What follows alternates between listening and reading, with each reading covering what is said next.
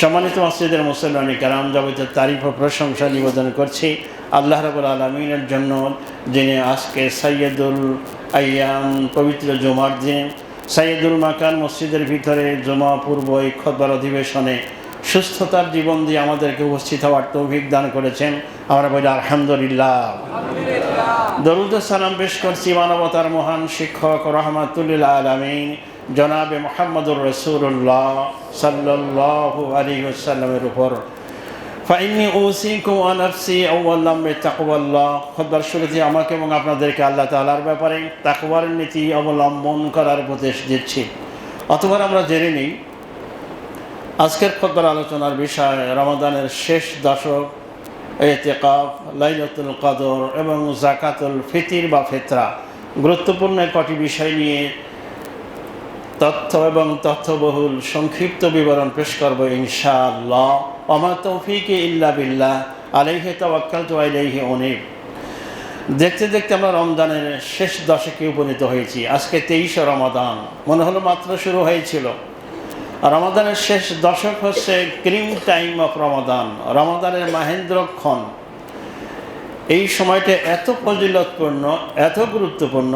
আম্মাজান আয়েশা রাদিয়াল্লাহু তাআলা আনহা বলছেন, যেটা সহিহ বুখারীর বর্ণনা, যে কানা রাসূলুল্লাহ সাল্লাল্লাহু আলাইহি ওয়াসাল্লাম ইযা দাখালাল আশরু, রাসূল সাল্লামের অভ্যাস ছিল যখন রমাদানের শেষ দশকে তিনি প্রবেশ করতেন, শেষ দশক শুরু হলেই তিনি আহিয়াল লাইলা, রাতকে জীবিত করতেন।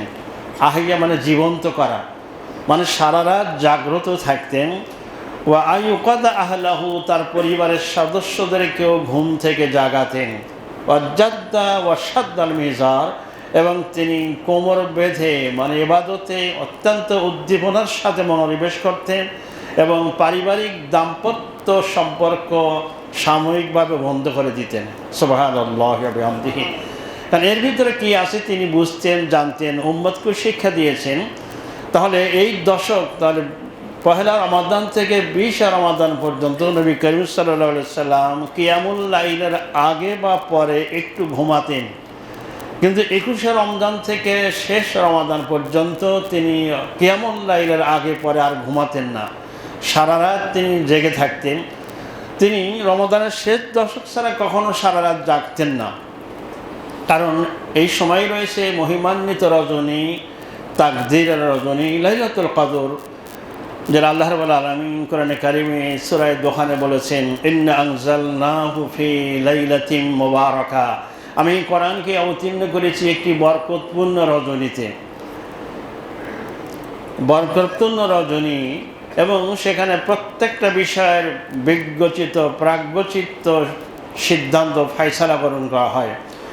এটাকেই লাইলাতুল কদর বোঝানো হয়েছে, যেটাকে সূরা কদর আল্লাহ বলেছেন, ইন্না আনজালনাহু ফি লাইলাতিল কদর, আমি কোরআনকে নাজিল করেছি কদরের রাত্রিতে।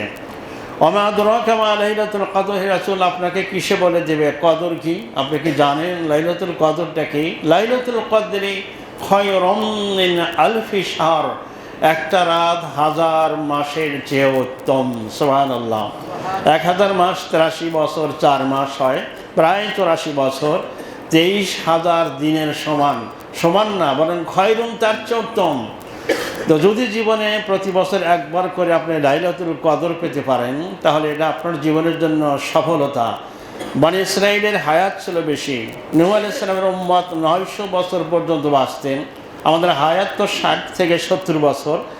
তো তারা হায়াত পেয়েছিল কিন্তু কদরও পায় নাই। আর নবী মুহাম্মদ সাল্লাল্লাহু আলাইহি ওয়াসাল্লামের উম্মতগণ হায়াত কম পেয়েছেন, তারা কদর পেয়েছেন। এই কদরকে মূল্যায়ন করতে হবে। তাহলে 20 রমজানের পরে 21 রমাদান থেকে রাসূল সাল্লাল্লাহু আলাইহি ওয়াসাল্লাম ইতিকাফে বসে যেতেন। কানা ইয়াতিকাফু ফি, রাসূল সাল্লাল্লাহু আলাইহি রমজানের শেষ দশক আসলেই তিনি ইতিকাফে বসে যেতেন। কারণ আমাদের ইবাদত যে পর্যায়ে আমরা করি, ইবাদতের গতি যাতে একটু বৃদ্ধি পায়, ইবাদত যাতে একটু গেয়ার আপ করা যায়, তার জন্যই শেষ দশকে চেষ্টা করতেন সাহাবায়ে কেরাম, রাসূল সাল্লাল্লাহু আলাইহি ওয়াসাল্লাম নিজেও। আমাদেরও সেই চেষ্টা করা উচিত।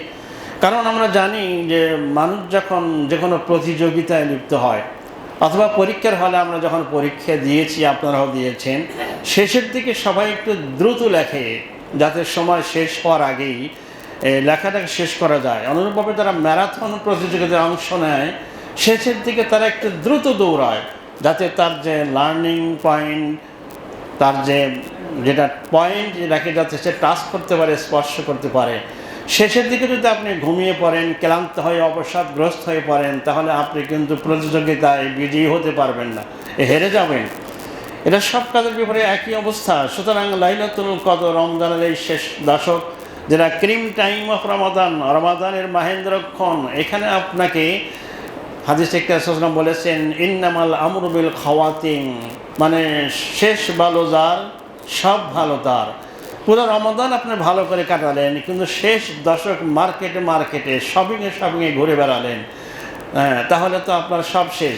মনে করেছেন আমি অতীতে অনেক ভালো আমল করেছি, কিন্তু আপনি জানেন না যে আপনার একটা পাপের কারণে অতীতের সমস্ত ভালো আমলগুলা ডিলেট হয়ে গেছে। নাউযুবিল্লাহি মিন যালিক। লাইন আশরাকতা, হে রাসূল, আপনি যদি শিরক করেন, বলা হয়েছে যদি আপনি কোনোভাবে শিরক করেন, তাহলে ফাকাদ হাবিতা আমালুহু, আপনার সমস্ত আমল ধ্বংস হয়ে যাবে, বরবাদ হয়ে যাবে, নিশ্চিহ্ন হয়ে যাবে। মুহূর্তের ভিতরে অতীতের সকল ভালো আমলগুলো ডিলেট হয়ে যাবে। নাউযুবিল্লাহি মিন যালিক। সেজন্য কাজকে কখনো ছেড়ে দিতে হয় না। ওয়াবুদ রাব্বাকা হাত্তা ইয়াতিয়াকাল ইয়াকিন, মৃত্যুর আসার আগ পর্যন্ত ইবাদতে আপনাকে রত থাকতেই হবে। এখানে ইবাদতের কোনো ছুটি নেই। সুতরাং রমাদানের শেষ দশকটাকে মূল্যায়ন করা উচিত সকলের জন্য। এই দশকে অনেকগুলো আমল রয়েছে, তার ভিতরে অন্যতম হচ্ছে কিয়ামুল লাইল। যারা ইতিকাফে বসেছেন তো আলহামদুলিল্লাহ, ইতিকাফে বসলে আপনি ফিল হবে, কি ফিল হবে, যে আপনি গাট্টি বসকা নিয়ে আল্লাহর চৌকাঠে বসে পড়েছেন, যে আল্লাহ আমি তোমার কাছে মাপ চাই। ইতিকাফকারী যদি দিনের বেলায় ঘুমিয়েও থাকে, তার ঘুমটাও ইবাদত। সুবহানাল্লাহ। সেজন্য ইতিকাফ ছাড়া উচিত নয়। যাদের খুবই সমস্যা, তারা পার্ট টাইম ইতিকাফ করতে পারেন, 3 দিন করতে পারেন, অথবা আপনার পেশাগত দায়িত্বের জন্য বসতে পারছেন না, তাহলে আপনি রাতের কিছু সময় মসজিদে ইতিকাফের নিয়তে 1 ঘন্টার জন্য বসে আল্লাহর সাথে একান্তে কথা বলেন, আল্লাহর কাছে ক্ষমা চান, আপনার জীবনের চাওয়া পাওয়া আল্লাহর কাছে বলুন। অন্যান্য দেশের লোকেরা এই কাজটাও করে, সারাদিন সারা রাত ইতিকাফ করে, সকালে উঠে সেহরি করে একটু রেস্ট নিয়ে আবার অফিসে চলে যায়। তো এটাও করা যেতে পারে যাদের ব্যস্ততা আছে। তো ইতিকাফ এর ফজিলতপূর্ণ আমল। ইতিকাফ করলে লাইলাতুল কদর পাওয়ার সম্ভাবনা খুবই বেশি। মানে একটা রাত যদি আপনি প্রতি বছর পেয়ে যান, তাহলে এটা আপনার জীবনের জন্য সবচেয়ে বড় সৌভাগ্যের বিষয়। সুবহানাল্লাহ। সম্মানিত মসজিদের মুসল্লিনে কেরাম, ইতিকাফ থাকা অবস্থায় বা রমজানের শেষ দশকে বেশ কিছু আমলের কথা উলামা কেরামগণ বলেছেন। তার মধ্যে 1 নম্বর হচ্ছে প্রত্যেক দিন রাত্রে অতিরিক্ত কিছু কিয়ামুল লাইল করা। এই মসজিদে তো কিয়ামুল লাইল হয় তারাবির পরেও। যারা বাসার দূরে সুযোগ নাই, তারা বাসায় হলেও একা একটু দাঁড়াবেন। কিয়ামুল লাইল মানে রাত্রে দাঁড়িয়ে থাকা। আপনি 100 রাকাত পড়ার দরকার নেই, আপনি quality is better than quantity. আপনি 2 রাকাত করে পড়েন। এত লম্বা কেরাত, লম্বা রুকু, রাসূলুল্লাহ রুকুতে সূরা বাকারা শেষ পর্যন্ত যতক্ষণ লাগে এত সময় একটা রুকুতে থাকতেন। সুবহানাল্লাহ। সূরা আলে ইমরান তেলাওয়াত করতে যত সময় লাগে এত সময় তিনি সেজদায় থাকতেন। আপনার অনেকক্ষণ দীর্ঘক্ষণ দাঁড়িয়ে কেরাত পড়লেন, কিয়ামুল লাইল করলেন, আর দাঁড়িয়ে থাকতে পারছেন না, এবার আপনি রুকুতে চলে গেলেন। সুবহান রাব্বিয়াল আযীম, সুবহান রাব্বিয়াল আযীম, সুবহান রাব্বিয়াল আযীম, সুবহান কুদ্দুসুন ওয়া রাব্বুল মালাইকাতি ওয়ার রূহ, সুবহানাদিল কিবরিয়াই ওয়াল জাবারুত। যতটুকু পারেন পড়তে যখন আর থাকতে পারতেছেন না, তখন সামি আল্লাহু লিমান হামিদা বলে এবার দাঁড়িয়ে গেলেন। রব্বানা লাকাল হামদ বলে দাঁড়ালেন সোজা হয়ে, একটু দাঁড়িয়ে থাকলেন, আবার সেজদায় চলে গেলেন। সেজদায় সুবহান রাব্বিয়াল আলা যতক্ষণ পারেন, 50 বার, 20 বার, 100 বার, সমস্যা নেই। এবং সেজদা বান্দা যখন সেজদা করে, সে আল্লাহর খুব কাছাকাছি চলে যায়। আপনি দোয়া করতে পারেন আল্লাহর কাছে। তবে রুকুতে এবং সেজদাতে কোরআন তেলাওয়াত করা নিষেধ। আপনার হয়তো মনে হতে পারে আমি সূরা ইখলাস কয়েকবার পড়ি, না, এটা পড়বেন না। তবে দোয়া করা যায় সেজদা অবস্থায়, হাদিসের দোয়াগুলোই পড়বেন। তবে ফকিহদের মত হচ্ছে কোরআনে কারিমের দোয়াগুলো, ছোটো ছোটো দোয়াটাও পড়া যায়, যেটা পরিপূর্ণ আয়াত না। রব্বি জিদনি ইলমা, রব্বানা আতিনা ফিদ দুনিয়া হাসানাতাও ওয়া ফিল আখিরাতি হাসানাতাও ওয়া কিনা আযাবান নার।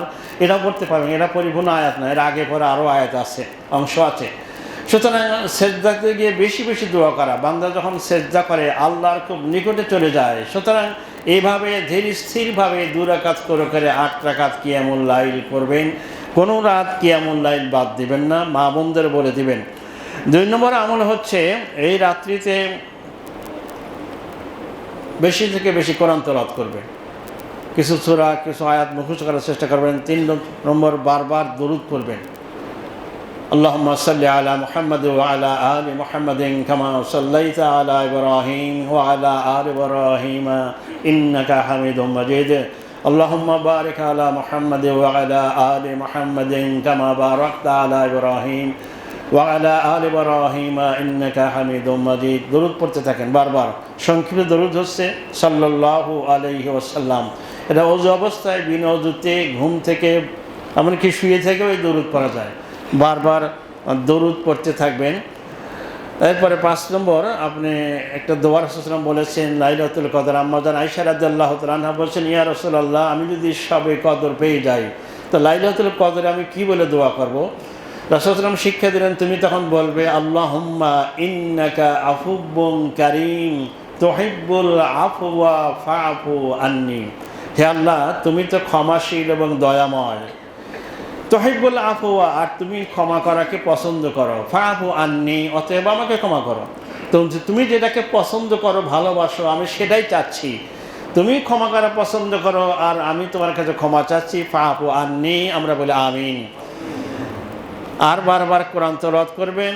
এভাবে এই আমলগুলো চালিয়ে যাবেন এবং প্রতিদিন কিছু না কিছু দান করবেন। এখন যারা মহিলা আছেন, বাসায় থাকেন, যারা ইতিকাফে আছেন, প্রত্যেক দিন 10 টাকা, 20 টাকা, 50 টাকা দান করতে, সেটা রেখে দান আলাদা করে। তো আমি ইতিকাফ থেকে বের হলে অথবা মহিলারা, মা বোনেরা, তারা মনে করবেন আগামীকাল দিনের বেলায় কারো মাধ্যমে এটা গরিব মিসকিনকে পৌঁছা দেব। কারণ লাইলাতুল কদরে দান করতে বলা হয়েছে। পুরো রমজানটাই দানের মাস। আল্লাহ তাআলা আমাদের তৌফিক দান করুক, আমরা বলি আমিন। তাহলে রমজানুল মুবারক আমাদেরকে এই লাইলাতুল কদরের খায়ের বরকত থেকে যদি কোনো মুসলিম বঞ্চিত হয়, নবী সাল্লাল্লাহু আলাইহি ওয়াসাল্লাম বলছেন ফাকাত হুরিম, সে চির বঞ্চিত, সে পোড়া কপাল, সে লুজার। সুতরাং এই লাইলাতুল কদরের মানে রহমত, বারাকাত, খায়ের, কল্যাণ থেকে বঞ্চিত হওয়া যাবে না। বেশি থেকে বেশি আল্লাহর জিকির, কোরআন তেলাওয়াত, কিয়ামুল লাইল, এর ভেতরে এই সময় কাটাতে হবে কোরআন তেলাওয়াতের মাধ্যমে। আল্লাহ আমাদের তৌফিক দান করুক, আমরা বলি আমিন। সম্মানিত মসজিদের মুসল্লিন কেরাম, এবার আমরা আসুন, আমরা এবার কিছু বলছিলাম যে ইতিকাফ আর লাইলাতুল কদর সম্পর্কে কিছু কথা বললাম। এবার আসুন যাকাতুল ফিতর। রমাদানের শেষ প্রান্তে আমরা চলে এসেছি। রমজানের শেষে রাসূলুল্লাহ সাল্লাল্লাহু আলাইহি ওয়াসাল্লাম ফিতরার কথা বলেছেন, এর নাম হচ্ছে যাকাতুল ফিতর। হযরত আব্দুল্লাহ ইবনে আব্বাস রাদিয়াল্লাহু তাআলা আনহুমা থেকে বর্ণিত হাদিস, তিনি বলেছেন ফারাদা রাসূলুল্লাহ সাল্লাল্লাহু আলাইহি ওয়াসাল্লাম যাকাতুল ফিতরে। রাসূলুল্লাহ সাল্লাল্লাহু আলাইহি ওয়াসাল্লাম যাকাতের ফিতরার যাকাতকে ফরজ করেছেন। যদিও আমাদের দেশে আমরা ফিতরাকে ওয়াজিব মনে করি, কিন্তু অধিকাংশ আলেমদের মত হচ্ছে ফিতরাটা ওয়াজিব না, ফরজ। এবং হাদিসের ভাষাটা দেখেন, ফরজ। ফারাদা রাসূলুল্লাহ সাল্লাল্লাহু আলাইহি ওয়াসাল্লাম ফরজ করেছেন যাকাতুল ফিতরে, ফিতরার যাকাত।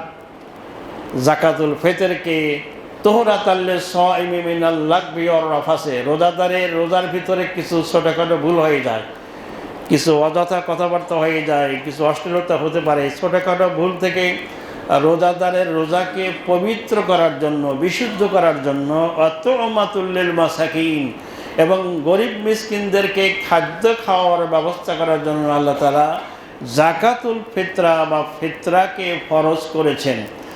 ফামান আদ্দাহা, যে ব্যক্তি এই যাকাতুল ফিতর বা ফিতরা আদায় করবে ক্বাবলা সালাহ, ঈদের সালাতের আগে, ফাহিয়া যাকাতুম মাকবুলা, এটা হবে কবুলকৃত যাকাত। ওমান আদ্দাহা বাদাল সালাহ, আর যে ব্যক্তি ঈদের নামাজের পরে আদায় করবে, ফাহিয়া সাদাকাতুম মিনাস সাদাকাত, এটা সাধারণ দান হিসাবে গৃহীত হবে। এই হাদিস দ্বারা বোঝা যায় যে যাকাতুল ফিতরা আদায় করতে হবে ঈদের দিন, ঈদের নামাজ পড়তে যাওয়ার আগে। উপযুক্ত সময় হচ্ছে ঈদের দিন সকালবেলা। তবে একদিন 2 দিন আগে দেওয়া যেতে পারে, বেশি আগে নয়। যেহেতু এটা আমাদের রোজার ভিতরে যে কিছু ভুল ত্রুটি হয়, এই ভুল ত্রুটির ঘাটতি পূরণের জন্য এটা করা হয়েছে। তাই বেশি আগে দিলেন, তারপর আপনার আরও কারো রোজা থাকলো, সেটার অবস্থা কী হবে? তাই কিছু গরিব মানুষকে বলে রাখবেন, তুমি অমুক দিন এসো, আমার বাসাতে কিছু নিয়ে যাবো। এবং কী দ্বারা ফেতরা দিবেন? যদিও আমাদের দেশে আমরা বেশিরভাগ লোক টাকা দিয়ে ফেতরা দিই আর শাড়ি লুঙ্গি দিয়ে জাকাত দেই, এটা আমরা উল্টো বুঝেছি। রাসূল সাল্লাল্লাহু আলাইহি ওয়াসাল্লাম এবং সাহাবী সমাজ কখনো তারা সেই যুগে মুদ্রা ছিল, দিনার দিরহাম ছিল, কিন্তু দিনার দিরহাম দ্বারা তারা জাকাত বা জাকাতুল ফেতরা দেন নাই। হযরত আবু সাঈদ খুদরি রাদিয়াল্লাহু তাআলা আনহু বলছেন, সহিহ বুখারীর বর্ণনা, কুন্না নুখরিজু জাকাতুল ফিত্রে, আমরা জাকাতুল ফিতরা, ফিতরার জাকাত আদায় করতাম ফি জামানিন নবী সাল্লাল্লাহু আলাইহি ওয়াসাল্লাম, রাসূল সাল্লাল্লাহু আলাইহি ওয়াসাল্লামের জামানায়, সাআম মিনাত তাআম, একসা খাদ্য দিয়ে, আও সাআম মিন জাবিব, একসা জব দিয়ে, আও সাআম মিন তামারিন, একসা খেজুর দিয়ে, আও সাআম মিন উকতিন, একসা পনির দিয়ে, আও সাআম মিন জাবিবিন শাহিরিন, জাবিবিন একসা কিসমিস দিয়ে। তার এই কটা খাদ্যের কথা হাদিস এসেছে এবং দিতে হবে একসা করে। এখানে ওলামাদের মত হচ্ছে এর 5টার কোনোটাই আমাদের দেশে মূল খাদ্য না। যেই দেশের লোকেরা, যেই জনপদের লোকেরা, যেটা তাদের প্রধান খাদ্য, সেটাকেই দেবে একসা পরিমাণ। আমাদের প্রধান খাদ্য ভাত, যার মূল উপাদান চাল, তাই আমাদের চাল দিতে হবে, এটাই উত্তম নিয়ম। টাকা দিলেও হবে বলে ফকিদের একটা মত, তবে বেশিরভাগ ফকিদের মত হচ্ছে টাকা দিলে ফেতরা আদায় হবে না। আর যদি আপনি খাদ্য দেন, সকলে একমত, ফেতরা আদায় হয়ে যাবে। সুতরাং যে মানের যিনি চাল খান, কেউ চাল খান 100 টাকা কেজিও দামের, কেউ খান 50 টাকা কেজি, আপনি যে মানের চাল সারা বছর খান, ওই মানের চাল একসা 3 কেজি কমপক্ষে দিতে হবে। এবং আবু হানিফা রাহমাতুল্লাহ বলেছেন একসা মানে 2.5 কেজি, অন্য কারো মতে আবু হানিফা রাহমাতুল্লাহ মত হচ্ছে 3 কেজি 300 গ্রাম, কারো মতে 2.5 কেজি। তার মানে তো এই যুগে নাই, সেই সময় ছিল একটা পরিমাপক যন্ত্র। 3 কেজি পরিমাণ দিলেও হবে, 3 কেজি 300 গ্রাম মাথা পিছু দিতে হবে খাদ্য, যে খাবার আপনি খান। তবে আমাদের বাংলাদেশের মানুষেরা, ইসলাম ফাউন্ডেশন আবার ফেতরা নির্ধারণ করে দেয় কিসের দাম দিয়ে? আটার দাম দিয়ে। তো আটার দাম কেন? আমাদের সাথে গম বা আটা আসল খাদ্য নয়, এটা গরিবকে ফাঁকি দেওয়ার একটা বুদ্ধি। নাউজুবিল্লাহ মিন জালিক। না, ফেতরা কম দিলে ফেতরাই আদায় হবে না। আপনি কম কেন দিবেন? এবং ঈদের দিন শবে সাদিকের সময়ে কোনো নবজাতক জন্মগ্রহণ করলে তার পক্ষ থেকেও ফেতরা আদায় করতে হবে। আল্লাহ তাআলা আমাদেরকে ফেতরা আদায় করার তৌফিক দান করুক, আমরা বলি আমিন। সুতরাং ফেতরা নিয়ে অবহেলা করবেন না। জাকাত, এটাও জাকাত, এটা জাকাতুল ফিতর। আর যারা জাকাত দিচ্ছেন, জাকাত ঘরে রাখবেন না। কিয়ামতের আগে এমনও হবে যে জাকাত নেওয়ার মতো মানুষ খুঁজে পাওয়া যাবে না। বাংলাদেশকে আমরা যতই গরিব বলি, এখানে যদি ইসলামী রাষ্ট্র হয়, ইসলামী সমাজ হয়, তাহলে এই কয়েক বছরের ভিতরে এই জাকাতের টাকা নিয়ে মানুষেরা ঘুরবে, জাকাত নেওয়ার মতো মানুষ খুঁজে পাওয়া যাবে না ইনশাল্লাহ। তো এমন সমাজ যদি হয় যে জাকাতের টাকা নেওয়ার মতো লোক পাওয়া যাচ্ছে না, হাদিসে বলা হয়েছে ওই জাকাতের টাকা আপনি ঘরে রাখবেন না, ওটা গোখরা সাপ, ওটা আপনি জান্নাতের বাইরে ফেলে দেন। ওরা যতক্ষণ রাখবেন আপনার জন্য একটা ভয়ঙ্কর বিপদের কারণ হতে পারে। সুতরাং জাকাত এবং জাকাতুল ফিতর এটা আদায় করবেন, গরিবের হক গরিবকে দিয়ে দেবেন। ইসলাম কত মানবিকতা শিক্ষা দেয় যে আপনি আসন্ন ঈদুল ফিতরের জন্য অসহায় গরিব মানুষেরাও ঈদের আনন্দে শরীক হতে পারে, খাদ্যের চিন্তা করতে না হয়, সেজন্য জাকাতুল ফিতর, ফেতরা তাদের ভিতরে আদায় করে দিতে হবে। আল্লাহ তাআলা আমাদের তৌফিক দান করুক, আমরা বলি আমিন। সম্মানিত মসজিদের মুসলিম কেরাম, জাকাতুল ফিতরা কয়েক দিনের ফিতরা একজনকে দেওয়া যায়, একজনের ফিতরা একজনকে দেওয়া যায়। তো যেহেতু চাল অনেকেই নিতে চাবে না, সেজন্য আপনি আগেই বলে রাখবেন যে ঈদের আগের দিন রাত্রে আমার বাসায় দেখা করুন, বাসার কাজের মেয়েকেও দিতে পারেন, এটা দিতে হবে। এভাবেই দেওয়ার চেষ্টা করুন, খাদ্য দেওয়ার জন্য চেষ্টা করুন। আল্লাহ তাআলা আমাদের তৌফিক দান করুক, আমরা বলি আমিন। সম্মানিত মসজিদের মুসলিম কেরাম, রমজান মুবারক আমাদের কাছ থেকে এসে আবার চলে যাচ্ছে। তো রমাদানের সিয়াম পালন করা, সিয়াম ইবাদতটাই অন্য সকল ইবাদত থেকে একটু ডিফারেন্স। সকল ইবাদত হচ্ছে কিছু করার নাম, আর সিয়ামের মূল উদ্দেশ্য হচ্ছে কিছু না করা। আরবিতে এটাকে বলে ইমসাক, দ্য অ্যাভয়েড, বর্জন করা। কি বর্জন করবেন? মিথ্যা বর্জন করবেন। কি বর্জন করবেন? পাপ বর্জন করবেন। কি বর্জন করবেন? মানুষের প্রতি জুলুম অত্যাচার করা বর্জন করবেন। কি বর্জন করবেন? মানুষের অধিকার ক্ষুণ্ণ করাটা বর্জন করবেন।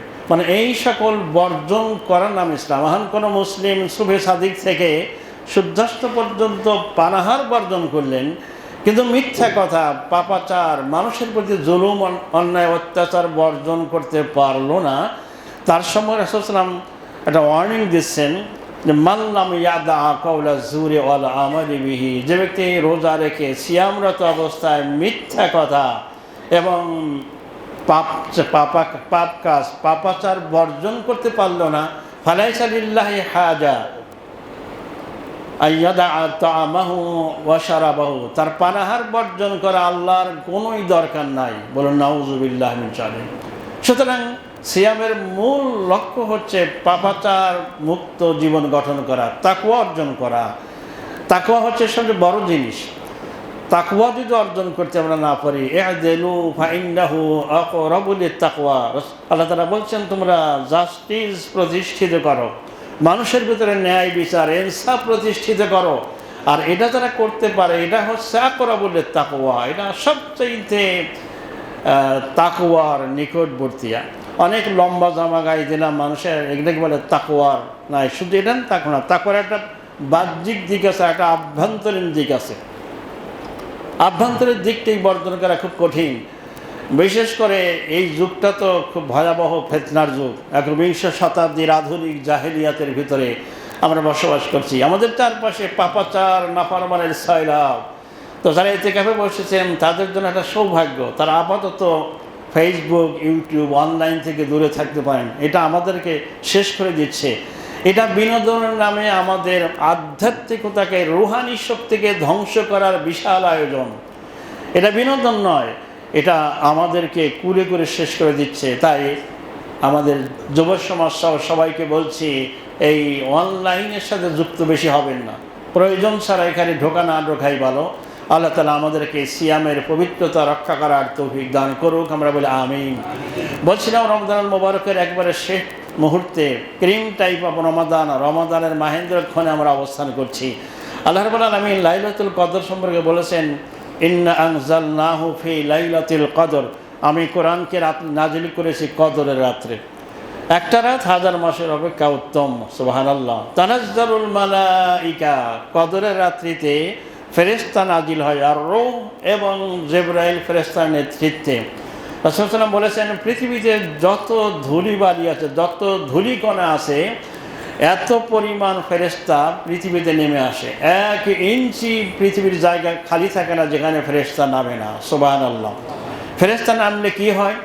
ফেরেশতা যেখানে নেমে আসে সেখানে আল্লাহর রহমত, আসমান থেকে রহমত এবং বারাকা নাজিল হয়। যেখানে কোরআন হাদিসের আলোচনা করা হয়, রাসূল বলেছেন সেখানে ফেরেশতারা ওই জায়গাটাকে ঘিরে ফেলে। সুতরাং তানাজ্জালুল মালাইকাতু ওয়ার রূহ, ফেরেশতা মণ্ডলী আসমান থেকে নেমে আসে কদরের রজনীতে। আসমান থেকে রহমত আর বরকতের ভান্ডার নিয়ে আসে। যারা এই রাত্রিতে হাত্তা মাতলাইল ফজর, সুবহে সাদিক হওয়া পর্যন্ত, ফজর উদয় হওয়া পর্যন্ত যারা তাসবিহ, তাহলিল, কোরআন তেলাওয়াত, কিয়ামুল লাইল এইসব কাজে রত থাকেন, ব্যস্ত থাকেন, তাদের জন্য এই সুসংবাদ রাসূল সাল্লাল্লাহু আলাইহি ওয়াসাল্লাম দিয়েছেন। সুবহানাল্লাহি ওয়া বিহামদিহি। আসুন আমরা সিদ্ধান্ত গ্রহণ করি। আপনার শক্ত সিদ্ধান্তই পারে এই প্রতিযোগিতায় যে কয়টা দিন সামনে আছে আমরা একটা প্ল্যান করি। আমরা এই মার্কেটে আর শপিংয়ে দৌড়দৌড়ি না করি, আমরা মসজিদে নিজেকে আবদ্ধ করে রাখি। আমরা কোরআন তেলাওয়াত, জিকির আজকার, আস্তাগফিরুল্লাহ বলে আমরা সময় কাটাই। পরিবারের সদস্যদেরকেও মোটিভেশন করি। এভাবে আল্লাহ রাব্বুল আলামিন আমাদেরকে রমজানুল মুবারকের খায়ের বরকত দান করুক, আমিন। আমাদের সকলের জন্য সকলকে লাইলাতুল কদর পেয়ে যাওয়ার তৌফিক দান করুক, আমিন। বারাকাল্লাহু লানা ওয়া লাকুম ফিল কুরআনিল আযীম ওয়া নাফা'আনি ওয়া ইয়্যাকুম বিমা ফীহি من آيات والذكر الحكيم. أقول قولي هذا أستغفر الله لي ولكم ولسائر المسلمين من كل ذنب فاستغفروه واتوبوا إليه